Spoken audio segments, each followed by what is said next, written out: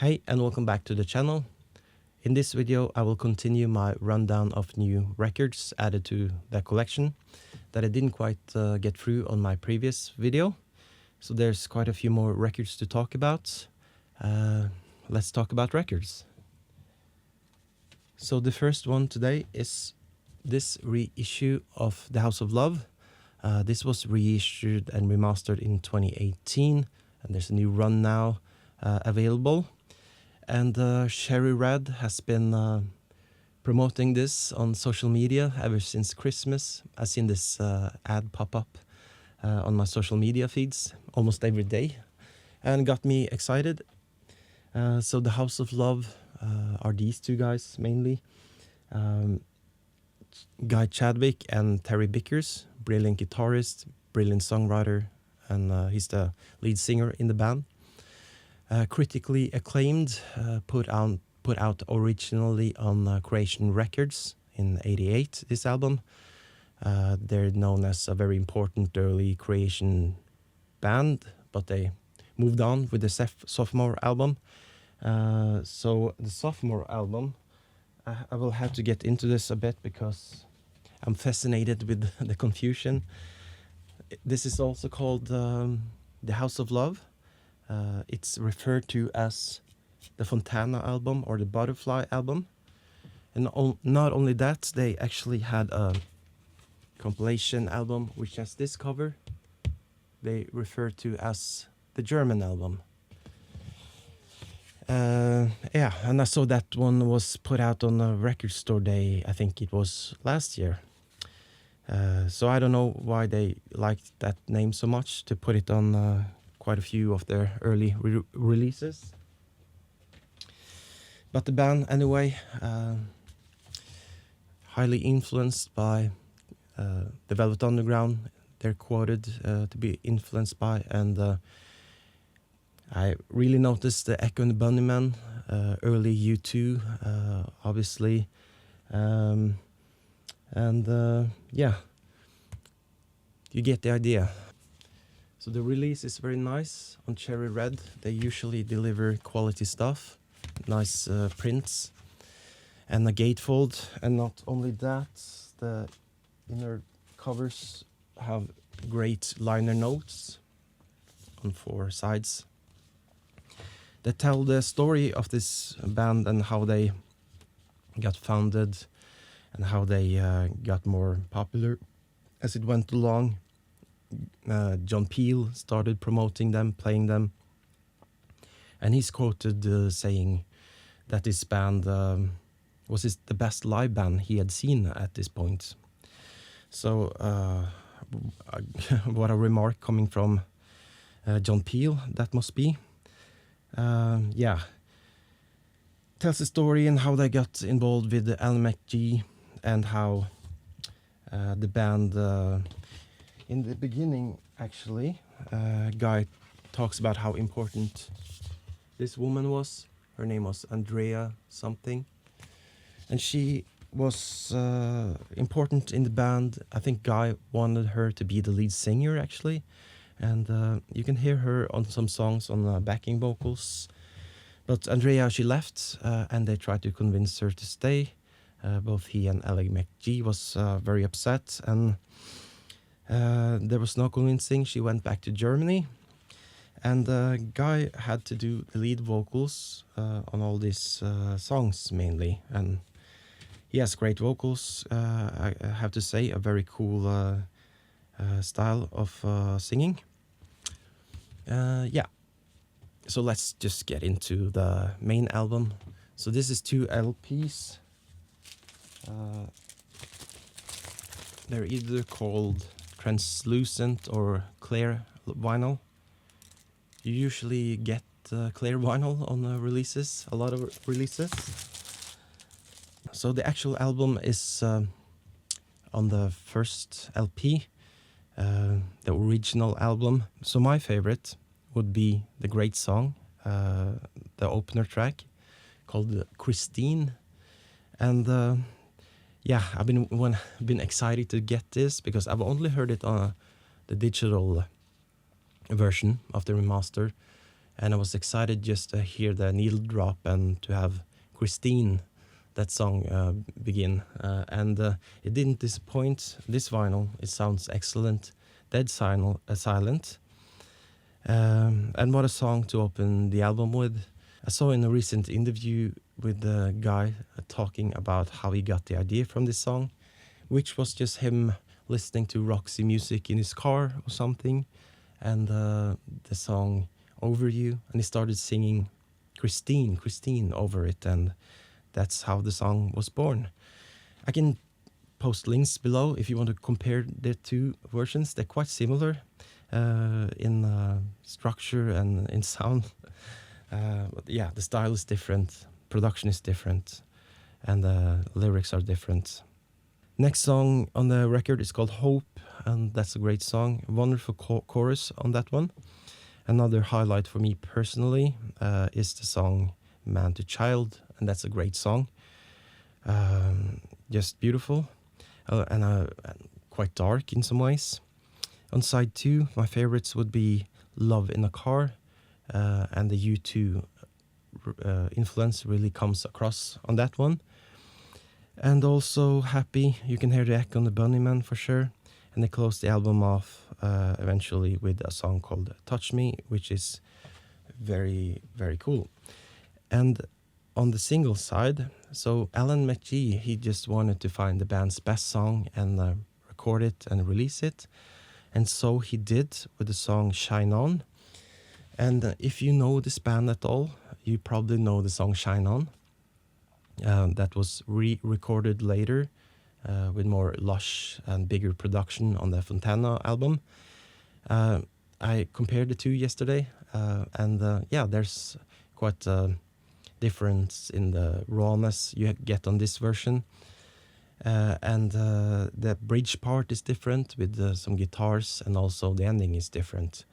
So I found it fascinating to have both these versions. They are quite similar, but it didn't really get big with the first single attempt on this. And they later caught on with the backing from Peel and those guys, and then it kind of caught on the Fontana album, is my impression. And he had a great songbook early on, guy. He there's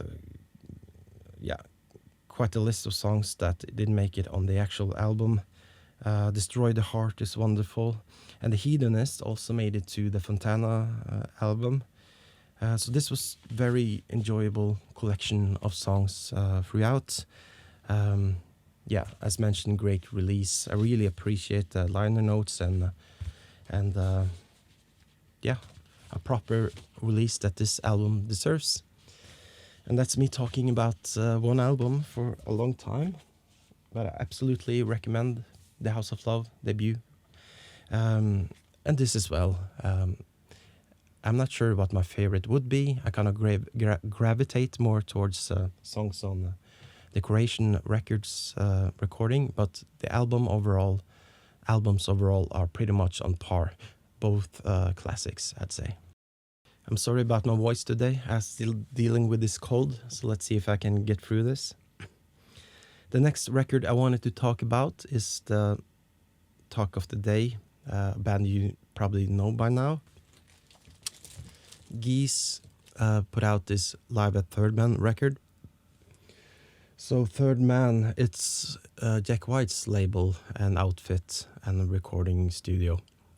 So Third Man are putting out these sessions from a lot of new and upcoming bands I've seen, where they do quite interesting recordings with an acetone recording technique from the 40s and 50s, where they actually bypass the magnetic tape and record direct into the disc that the vinyl is pressed on, from my understanding.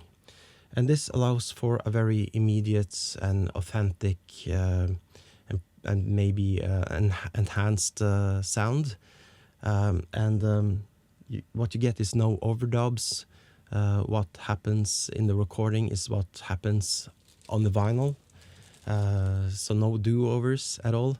So I was fascinated by that he keeps that Jack White and Third Man are keeping this technique alive, and it gets you close to the performance when there's no overdubs. So if you want to get an impression of them as a live band, this is a cool way to go. And by now you've probably seen quite a few of their TV appearances that I've been enjoying at least. So a no-brainer for me to pick this up on vinyl before it went off the shelves. Geese are an insanely popular band by now. And what do you call us Geese fans? Geesers? I'm sure that's used before by someone. Anyway, to me, it seems that the session went rather well. They did 8 songs.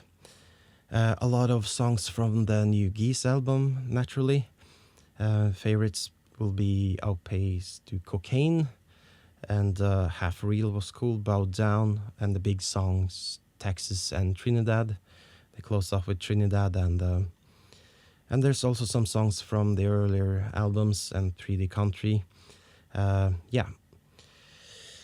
Pretty decent set, and sounded rather good. I think it kind of goes a bit darker as the set goes along, sound-wise, but that's not an issue.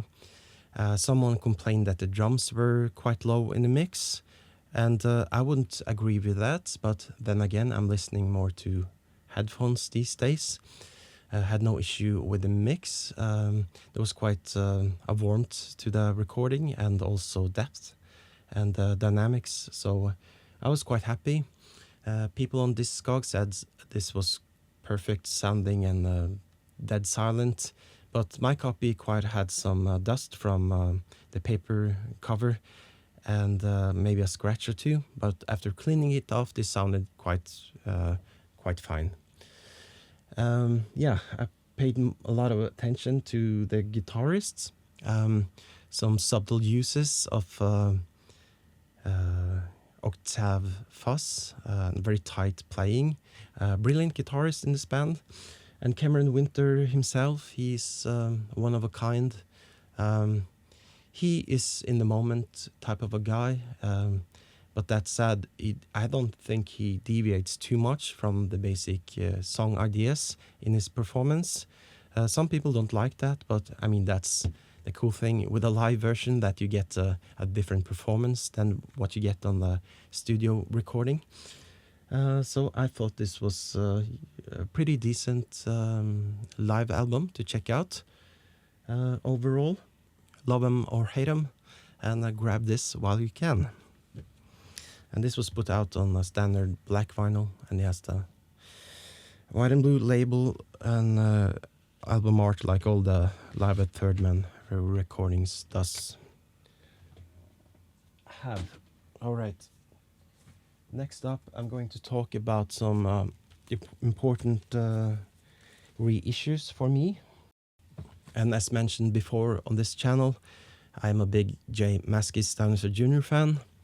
And in my collection now, there's a hole in the collection at this period where he was playing with The Fog, Mike Watts and such guys. And these 2 albums I didn't have in my collection, the only studio albums really in his solo career that I didn't have. So I was very happy to see these were coming this year, reissued, and I think it's been quite a while since the last time.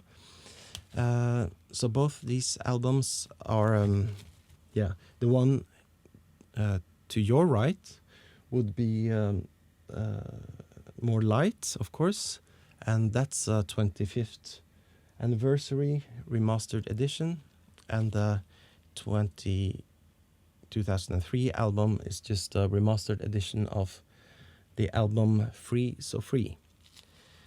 So this was a very interesting time in Mascis' career. I think he feels like he's in a very creative spirit around this time, and it feels positive on quite a few of the songs. And I think he was having fun during this time, especially with this album. So with this, he is like working in the studio together with Kevin Shields from My Bloody Valentine. And for me, I mean, it doesn't get better than that. Jay Mascis and Kevin Shields in the studio working together. And this record doesn't disappoint. I actually think this one is one of Mascis's career highlights. And finally, wonderful to check it out on vinyl, of course. And on this, it's the songs. They're so, great songwriting and very immediate and tight. In example, the opener, Same Day. That song just begins, and the first second it takes off, and it's very catchy. And Robert Pollard from Guided by Voices contributes here with his vocals, at least. And other highlight would be the single "Ground Me to You." I think that's a wonderful song, and the stuff where Shields kind of contributes with sounds and stuff also really shines through. I think Mascis said that he helped him achieve things and sounds on bass and stuff that he wouldn't be able to, and it's very apparent where he contributes listening through this, I think. Especially maybe on the Closer, More Light, which is big and noisy and a bit shoegazy in style. So probably on that one. For any Mascis fan, this is a must check out, must own. Grab this as fast as you can if you haven't got it. And this one is not bad either. A few years later, and I don't think he had the same help in the studio around this time, but it's still a good album to me. I would say great as well. I think I connected to this even more this time around. I wasn't the biggest fan the first time I heard it many years ago, but now hearing this on vinyl and this great sounding remaster also probably made me connect more to the material. It sounds so wonderful. And I compared this to the new albums, I have to say. New studio album from 2020, Dinosaur Jr., and also Mascis's solo album from 2024. And these records, they kind of beat it in every level in the production department. The guitars sound so crisp and present, and the mix and the vocals, and so there's a lot to say for how these records sound around this period.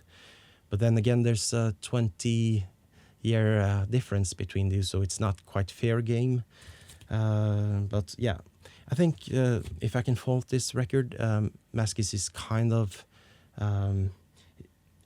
he does a different thing than the other album. He is more open in his approach to songwriting. Longer songs have a jammier feel, not as tight. Maybe the lyrical content is not as interesting.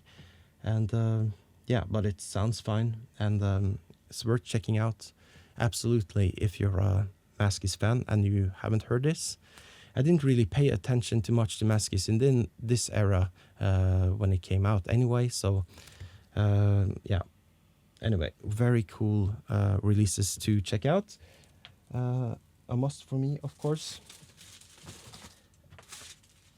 And continuing in this vein, last Sunday I went down to the record fair in Oslo, which is on Sundays, the start of every month. And I went down there not with a big ambition to pick up anything, famous last words. I was kind of looking for a Bats album that I seen the time before I went, and I couldn't find it, so lesson learned. And at the last booth I visited, I saw this guy I picked up some records from before, smiling, and in the front I spotted this one, and there was quite a queue, so I was getting nervous, and I kind of course, politely asked, if you guys are not interested in this little record, can I take a look? And I squeezed between them and picked this up. And the guy smiled to me because he saw that I was very interested in this, and he actually gave me a deal before I had said anything. So no brainer. I mean, I think this is quite a find to come across, because this is a 1991 SST original released seal in a shrink wrap on colored vinyl, that translucent red apparently. And yeah, what a find. As a completist of Dinosaur Jr., I would have picked up this sometime anyway, so to find it in this condition, you know, it's a no-brainer. But it's just a compilation album, and if I'm that type of a collector, it happens especially with Dinosaur Jr., where I don't open or listen to the vinyl. But these are all mostly songs that you can find on the studio albums. I read on Wikipedia there was a variation to one of the tracks, but I'm pretty sure I probably have heard it on a rarities or something. Yeah, I probably can find it online if I don't already have it. So I think this will stay in the shrink wrap for now, but I have no... yeah, this is not going to be sold, so maybe I will open it and check it out soon, but not in this video, unfortunately. There's only one left to talk about. Bear with me.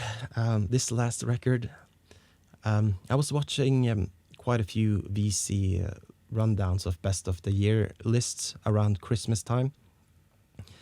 And this guy in the VC, his name is Nate Schmidt. I don't think he's very active, but he puts out these best of the year lists that were rather good. Cheers, Nate. Link to his video down below. I checked out his 2024 list as well, and he spoke very highly of a record that I think he had on the top of his list, and some record very overlooked in my case. And it's this album by a female alt-country indie rocker. Her name is Rosalie. And what an album, what a discovery for me. This record is called Bite Down, and she's an awesome singer, songwriter. And if you like Waxahachie and that type of music, you will most likely enjoy this as well. And she has with her this awesome band. I think a few of them are in the band Fust that I haven't heard a lot from, but they obviously are brilliant musicians. Yeah, I was blown away by some of the guitar work, and it's a very nice, warm sounding southern indie rock type of a sound. It opens with the brilliant On Tonight, Sets the Mood, and my personal highlight is the second track, Rewind, and that's an example where the guitar work really shines. It made me think of Yola Tango, because it has this intro with a guitar that manages to be tasteful and expressive, at the same time blending feedback and noise, and it's so expressive in a sense, so quite wonderful. And I wonder how that guy achieved that in the studio, if he did many takes, or if this was planned or a mishap or what. I think it sounds so beautiful, recorded perfectly. And when her voice kicks in, you know, that song is just a beautiful, beautiful song. Other highlights would be My Kind. It's kind of a banger of a track. Bite Down, the title track, Hopeless, is also good, and on and on. So very happy to finally have discovered Rosalie, and have heard only this record from her. I will follow her every move from now on. And this was out on Merge. I kept a hype sticker because it was a quote from Dan Bijar from Destroyer, one of my favorite bands. He had some opinions on it, but I'm not quite sure what he means exactly, but by these long quotes, but apparently he is a fan. Yeah, they like to put themselves out in harm's way, but it's not harm. It's just that you have to play hard to get at these goods. Anyway, I think he is a fan and a label mates of Rosalie. So this was on Translucent Pink or Pink. I think I've seen a few of those before. So that's all my new records added to my collection. I've talked about all the ones I've gotten recently, and now I will have a little bit of a break in buying records because a record store day is coming up. But you never know, I might make a video about something, and yeah. Saw a little bit of a spike in subscribers lately, so thanks guys for supporting the channel. I highly appreciate that. Long video. That's that, I guess. See you guys soon, and take care.